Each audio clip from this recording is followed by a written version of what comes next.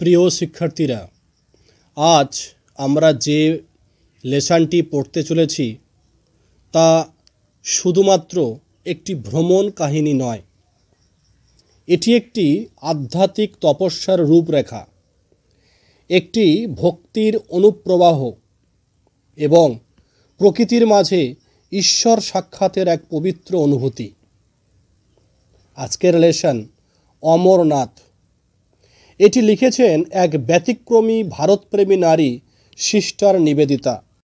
তার জন্ম 28শে অক্টোবর 1867 সালে আয়ারল্যান্ড। আসল নাম মার্গারেট এলিজাবেথ নোবেল। তিনি একজন শিক্ষিকা ও সমাজ সংস্কারক ছিলেন। 1898 সালে তিনি ভারতে আসেন স্বামী বিবেকানন্দের ডাকে সাড়া দিয়ে এবং স্বামীজির হাতে দীক্ষিত হয়ে নতুন নাম পান নিবেদিতা, অর্থাৎ নিজেকে সম্পূর্ণভাবে উৎসর্গ করা এক নারী। তিনি ছিলেন ভারতের নারীদের শিক্ষার অগ্রদূত, স্বাধীনতা আন্দোলনের এক নিঃশব্দ সহযাত্রী এবং ভারতীয় সংস্কৃতি ও আধ্যাত্মিকতার একজন একনিষ্ঠ অনুসন্ধানী। এবার আমরা জানব এই অমরনাথ প্রসঙ্গে। অমরনাথ গুহা অবস্থিত ভারতের জম্মু ও কাশ্মীর রাজ্যে। সমুদ্রপৃষ্ঠ থেকে প্রায় 1300 ফুট উচ্চতায়, হিমালয়ের এক দুর্গম সিংহের কোলে। এই গুহায় প্রতি বছর গঠিত হয় এক প্রাকৃতিক বরফের শিবলিঙ্গ, যা হিন্দু ধর্মে ভগবান শিবের অলৌকিক রূপ হিসাবে পূজিত হয়। এই কারণে স্থানটির নাম অমরনাথ, অর্থাৎ যিনি অমরত্বের অধিপতি। ভক্তরা এই যাত্রা করেন সাধারণত আষাঢ় শ্রাবণ মাসে, অর্থাৎ জুলাই আগস্ট মাসে, যাকে বলা হয় অমরনাথ যাত্রা। এই যাত্রা খুবই কষ্টসাধ্য। বরফে ঢাকা পাহাড়ি পথ, শীতল বাতাস, শ্বাসকষ্টের সম্ভাবনা থাকে। তবুও হাজার হাজার ভক্ত, নারী পুরুষ, বৃদ্ধ যুবা এই যাত্রায় অংশগ্রহণ করেন, কারণ এই যাত্রা কেবল বাহ্যিক নয়, এটি একটি আত্মিক ত্যাগের প্রতীক। এই গুহার মাহাত্ম্য নিয়ে একটি পুরাণ কথা আছে, যেখানে বলা হয় ভগবান শিব দেবী পার্বতীকে অমরত্বের গোপন কথা এই গুহাতেই বলেছিলেন। তাই এটি শুধু একটি স্থান নয়, এটি একটি দর্শন ও ধ্যানের কেন্দ্র। আর এই গুহাতেই স্বামী বিবেকানন্দ গিয়েছিলেন 1898 সালের আগস্ট মাসে। তিনি তার কয়েকজন শিষ্যকে সঙ্গে নিয়ে অমরনাথের উদ্দেশ্যে রওনা হন। সেখানে তিনি গভীর ধ্যানে মগ্ন হন এবং অনুভব করেন ভগবানের এক নিগূঢ় শক্তি, যা তার ভাবনার জগতে এক গম্ভীর পরিবর্তন আনে। সেই অভিজ্ঞতা ছিল তার আধ্যাত্মিক জীবন ও দর্শনের এক গুরুত্বপূর্ণ মোড়। সিস্টার নিবেদিতা সেই অভিজ্ঞতা থেকেই রচনা করেন এই অনুচ্ছেদ অমরনাথ। এই রচনায় তিনি আমাদের নিয়ে যান তুষারাবৃত এক শ্বেতশুভ্র জগতে, যেখানে প্রকৃতি নিঃশব্দ, পথ দুর্গম, কিন্তু ভক্তির জ্যোতি উজ্জ্বল। এই লেখায় আমরা পাব এক বিদেশিনীর চোখে দেখা এক অন্তজাগরণের যাত্রাপথ, যেখানে শিব, হিমালয়, ভক্তি ও আত্মদর্শন এক হয়ে যায়। আজকের এই পাঠটি নেওয়া হয়েছে সিস্টার নিবেদিতার বিখ্যাত বই the master as I saw him, being pages from the life of the Swami Vivekananda, যার 8ম অধ্যায় দ্য শ্রাইন অফ অমরনাথ থেকে। অর্থাৎ যদি আমাদের প্রশ্ন আসে যে আজকের এই অমরনাথ এই পাঠ্যাংশটি নেওয়া হয়েছে কোথা থেকে, তখন তোমরা বলবে the master as I saw him. এই গ্রন্থটি প্রকাশিত হয় 1910 সালে। স্বামী বিবেকানন্দের স্মৃতিচারণমূলক নানা অভিজ্ঞতা নিয়ে গঠিত। চলো আমরা এবার এই টেক্সটের লাইন বাই লাইন পড়ি। It was in the course of an open-air meal in the Mughal Gardens at Achabal that the Swami suddenly announced that he would go to Amarnath with the pilgrims and take his daughter with him. দেখো কি বলছে, it was in the course of মানে চলাকালীন, of an open air meal. Open air meal means খোলা আকাশের নিচে আহারের সময়।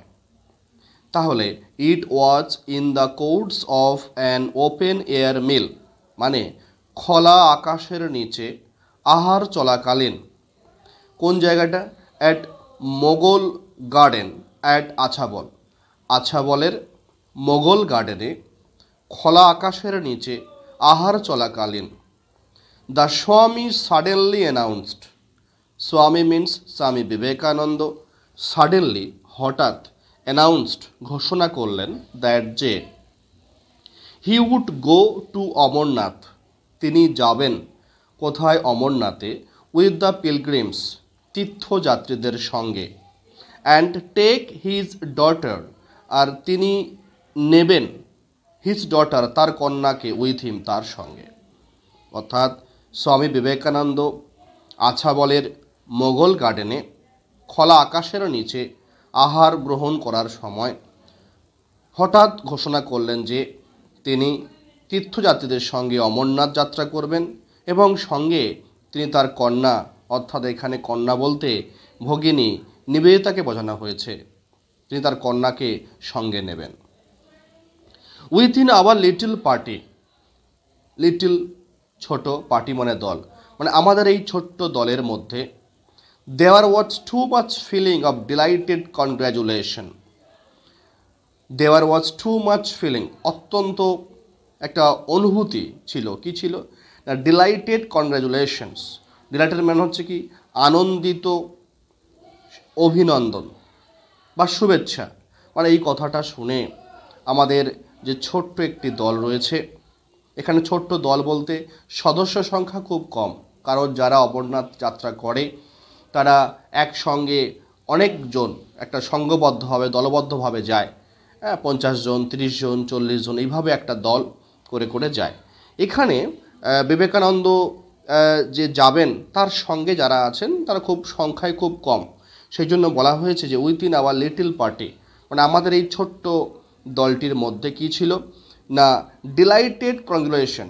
ডিলাইটেড মানে প্রচণ্ড আনন্দ ছিল সেখানে, সেখানে পরস্পরের মধ্যে একটা অভিনন্দন ছিল। মানে এই যে যাবে স্বামীজি ঘোষণা করেছেন, এই কথাটা শুনে প্রত্যেকে বেশ আনন্দিত, এই তাই একে অপরকে শুভেচ্ছা জানাচ্ছে। For any obstacle to be put in the way of the fortunate member. দেখো, ফর এনি অবস্ট্রাকল বলছে কোনো বাধা, এনি মানে কোনো, অবস্ট্রাকল মানে বাধা, কোনো বাধা, টু বি পুট সৃষ্টি হয়নি, ইন দ্য ওয়ে পথে, অব দ্য ফরচুনেট মেম্বার এই সৌভাগ্যবান সদস্যের পথে কোনো বাধা সৃষ্টি হয়নি। তাহলে এখানে ফরচুনেট মেম্বার বলতে ভগিনী নিবেদিতাকে বোঝানো হয়েছে।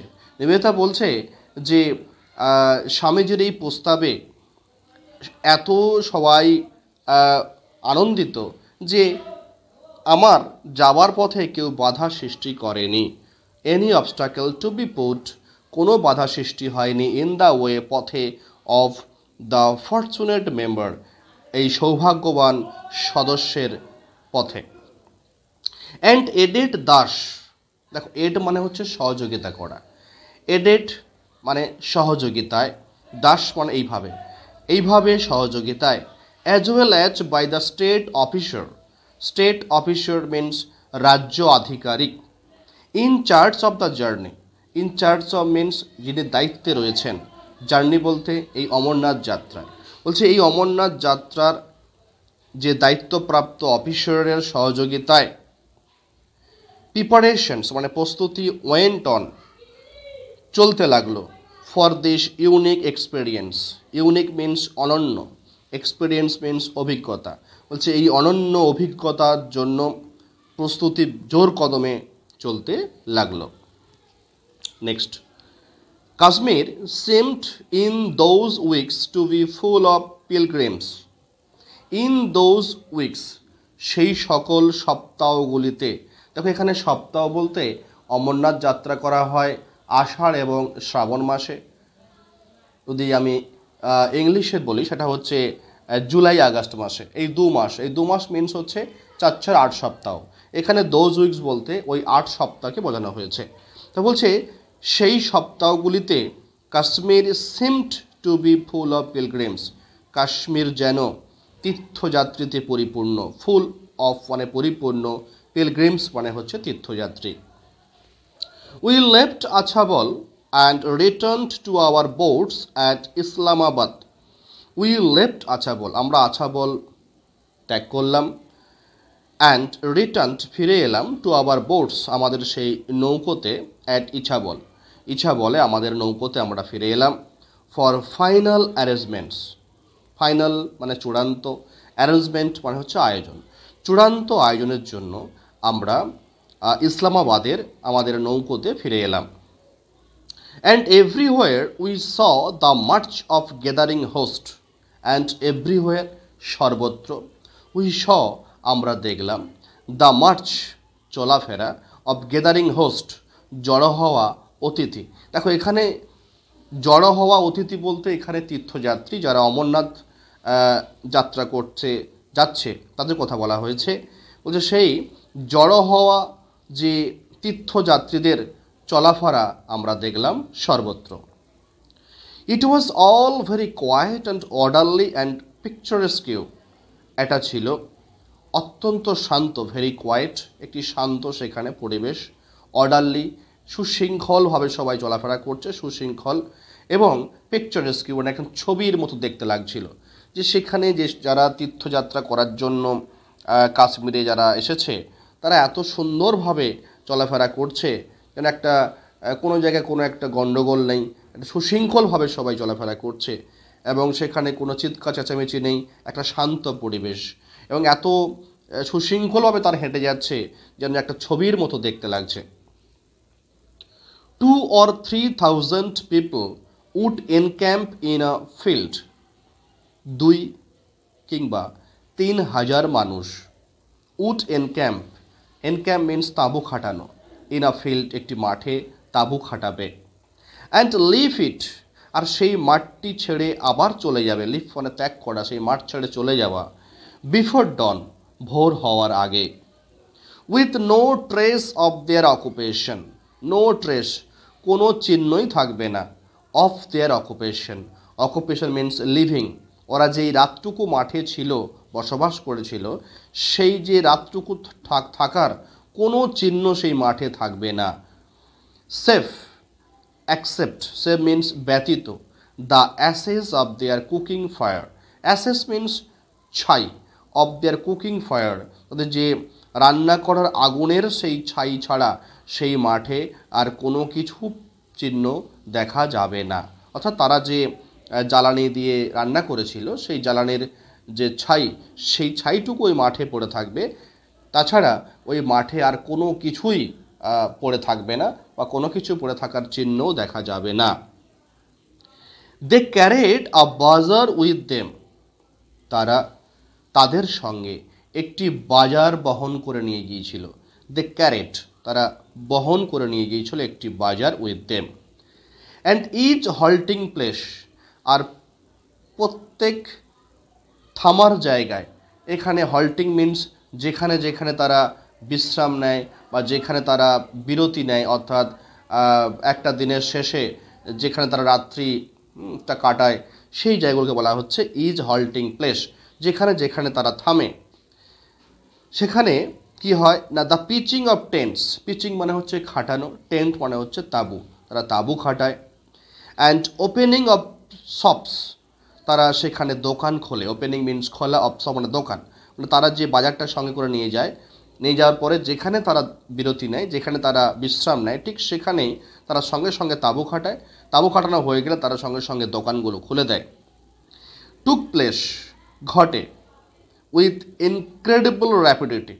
এই যে তাঁবু খাটানো, দোকান খোলা, এগুলো ঘটে, টুক প্লেস ঘটে with incredible rapidity. Incredible means unbelievable, rapidity মানে কি সুইফটনেস, মানে অবিশ্বাস্য দ্রুততার সঙ্গে এগুলো ঘটে। মানে সব কিছু খুব তাড়াতাড়ি মানে তৈরি করা হয়, সঙ্গে সঙ্গে তাঁবু তৈরি করা হলো, সঙ্গে সঙ্গে দোকানগুলো খুলে দেওয়া হলো, মানে কোনো কিছু ঢিলেমি বা দেরি করা হয় না। Organization appeared to be instinctive. দেখো এখানে অর্গানাইজেশন মানে হচ্ছে এই যে সংঘবদ্ধ কাজ, যে তাঁবু খাটানো, দোকান খোলা, এগুলো হচ্ছে একার দ্বারা সম্ভব না, এগুলো সবাই মিলেই করতে হয়, তাই একে বলা হয় সংঘবদ্ধ কাজ। এই যে সংঘবদ্ধ কাজটি অ্যাপিয়ার্ড মনে হতো, টু বি ইনস্টিংটিভ মানে সহজাত, মানে এটা যেন তাদের আগে থেকেই সব তারা জানে বা তারা অভ্যস্ত, বা এটা করে করে তাদের মধ্যে একটা হ্যাবিট হয়ে গেছে, ফলে তারা যেখানেই দাঁড়ায় বা যেখানেই বিশ্রাম নেয় তারা সঙ্গে সঙ্গে কিন্তু এই কাজটি করে ফেলতে পারে। তাই এখানে নিবেদিতার মনে হলো যে তারা যেন এই কাজটার সাথে অভ্যস্ত এবং তারা যেন এই কাজটি যেন আগে থেকেই তাদের পরিকল্পনার মধ্যে ছিল। অর্থাৎ এই যে সংঘবদ্ধ কাজটি মনে হতো সহজাত। A broad street would run through the middle of one part of the camp. A broad street একটি চওড়া রাস্তা। আচ্ছা ভালো করে বোঝো, যে পুরো মাঠ, যে জায়গাটা পুরো মাঠ তারা হচ্ছে সেখানে তাঁবু খাটিয়েছে, সেই যে মাঠের ঠিক মাঝখান বরাবর একদম যে তারা যে ঘাঁটি গাড়ে যেখানে, সেই ক্যাম্পের ঠিক মাঝখান বরাবর কি হয়েছে না, এ ব্রড স্ট্রিট একটা চওড়া রাস্তা উড রান চলে যেত through the middle of one part of the camp. Middle মানে কি মাঝখান বরাবর, of one part of the camp, সেই যে ক্যাম্প, সেই তারা যে ঘাঁটি গাড়ে, সেই ঘাঁটির একটা অংশের মাঝ বরাবর একটা চওড়া রাস্তা চলে যেত। And here one could buy dried foods, মানে ওই রাস্তা দিয়ে এবারে কি হতো না, যারা যারা কেনাকাটা করবে তারা কি হচ্ছে ওই রাস্তা দিয়ে চলাফেরা করতো, এবং রাস্তার দু সাইডে তাঁবুগুলো এমনভাবে খাটানো হতো যে রাস্তার দিকে মুখ করে থাকতো, এবং সেই রাস্তার দিকে মুখ করে তাঁবুর মুখের একদম তারা কি করতো, দোকানগুলো খুলতো। তাহলে যারা যারা কেনাকাটা করবে ওই রাস্তা দিয়ে গেলেই রাস্তার দু সাইডে দোকানগুলো থেকে তারা কেনাকাটা করতে পারত। তাই বলছে যে one could buy dried foods, one could buy যে কেউই কিনতে পারত, বাই মানে কেনা, ড্রাইড ফুডস শুকনো ফল, মিল্ক দুধ, অ্যান্ড ডাল অ্যান্ড রাইস ডাল এবং চাল।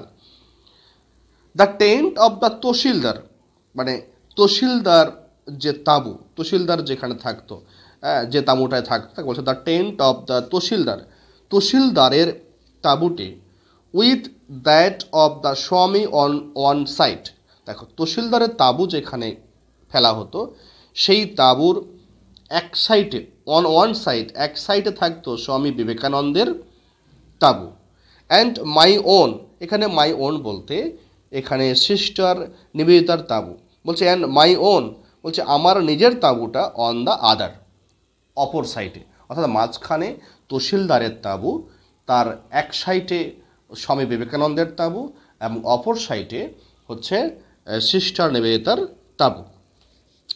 With that watch generally placed, তাহলে এই যে তহসিলদারের তাঁবুটা ওয়াচ জেনারেলি সাধারণত প্লেসড খাটানো হতো, নিয়ার সাম অ্যাডভান্টেজেস স্পট, সাম কোনো, অ্যাডভান্টেজেস মানে কি সুবিধাজনক, স্পট মানে কি স্থানে, কোনো সুবিধাজনক স্থানে এই তহসিলদারের তাঁবুটিকে ফেলা হতো। For the lighting of the evening fire, কী জন্য, যাতে সন্ধ্যার আগুন জ্বালানো যায়। For the lighting of the evening fire, evening fire মানে সন্ধ্যার আগুন জ্বালানোর জন্য সেই তহসিলদারের তাঁবুটা এমন একটি সুবিধাজনক স্থানে ফেলা হতো। অ্যান্ড দাস, এইভাবে his neighbourhood tended to form a social centre. এখানে দেখো হিজ নেবারহুড, এখানে হিজ বলতে বিবেকানন্দের যেখানে তাঁবু ফেলা হতো সেই বিবেকানন্দের তাঁবুর আশেপাশে, নেবারহুড মিনস হচ্ছে বিবেকানন্দের যে তাঁবুর আশেপাশে যে সকল তাঁবুগুলো থাকতো সেই জায়গাটা টেন্ডেড টু ফর্ম, গঠিত হতো, মানে একটা গঠিত হওয়ার প্রবণতা থাকতো। টেন্ডেড মিনস প্রবণতা থাকা, ফর্ম মানে গঠিত হওয়া, অর্থাৎ সেখানে একটা গঠিত হওয়ার প্রবণতা ছিল।